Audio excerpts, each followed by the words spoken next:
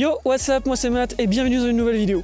J'espère que vous allez bien et je ne sais pas si vous vous souvenez, mais il y a de cela quelques mois, je vous donnais mes premières impressions sur ce qui est aujourd'hui mon objectif principal, le 24-105 f4 de chez Canon. Et à la fin de cette vidéo, je vous avais montré une photo que j'avais faite de nuit et je vous avais dit que celle-ci m'avait tout simplement bluffé pour un objectif qui n'ouvre qu'à f4.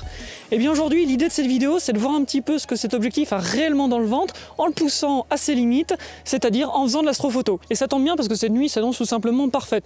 Étant donné qu'en début de nuit, on va vraiment ne pas avoir de lune, et ensuite on risque d'avoir une lune assez puissante durant la deuxième partie de la nuit, mais ça va me permettre justement de voir un petit peu ce que vaut cet objectif vraiment avec un ciel tout à fait pur, et surtout avec un ciel qui est beaucoup plus pollué. Bref, sur ce, il n'y a plus qu'à attendre à ce que la nuit tombe, et moi je vous retrouve avec les premiers clichés.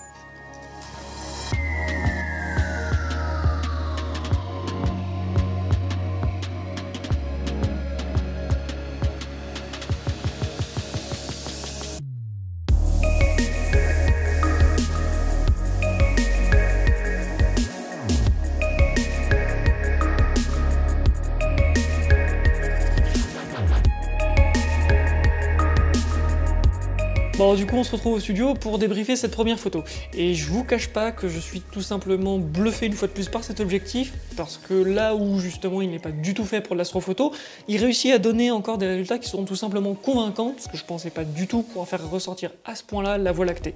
Bon, en revanche, l'idée c'était vraiment de voir un petit peu ce que cet objectif avait dans le ventre en essayant de le pousser à ses limites.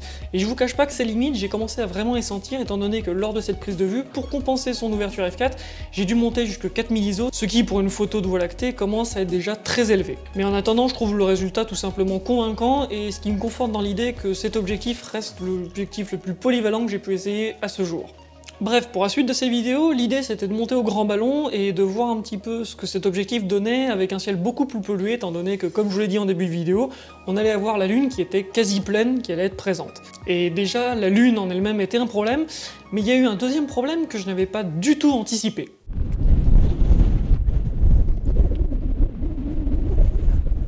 Le vent. Et malheureusement, ça m'a pas permis de continuer cette vidéo là-haut, mais cependant, ça ne m'a pas du tout empêché de faire quand même quelques photos.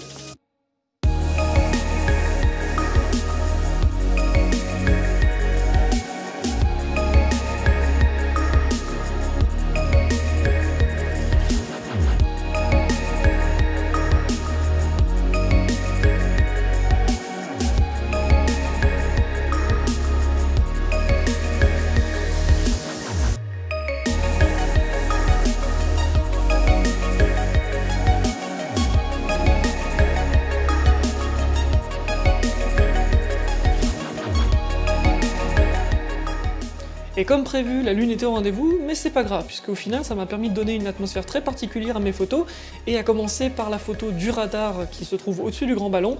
En effet, je trouve que ça donne un petit côté mystérieux, enfin ça renforce cette atmosphère un petit peu bizarre de ces structures, on n'a pas l'habitude de voir ça, et je trouve que justement c'est tout l'intérêt de cette première photo. Sur cette deuxième photo, on retourne sur quelque chose de plus classique, un paysage, mais comme vous pouvez le voir, le fait que la lune se soit levée entre-temps, ça change totalement le ciel qu'on avait. Là où avant on pouvait avoir la Voie lactée, maintenant on ne voit plus que quelques étoiles qui sont très brillantes. Mais sur cette photo, j'ai trouvé que c'était très intéressant d'avoir d'un côté la lune qui joue un petit peu le rôle du soleil, mais également d'avoir aussi en contrebas toutes les lumières des villes qui d'habitude sont plutôt de la pollution lumineuse et quelque chose que je cherche absolument à fuir. Et pour finir avec cette série de photos au grand ballon, j'ai voulu essayer quelque chose que je n'avais jamais fait auparavant, à savoir un astro selfie.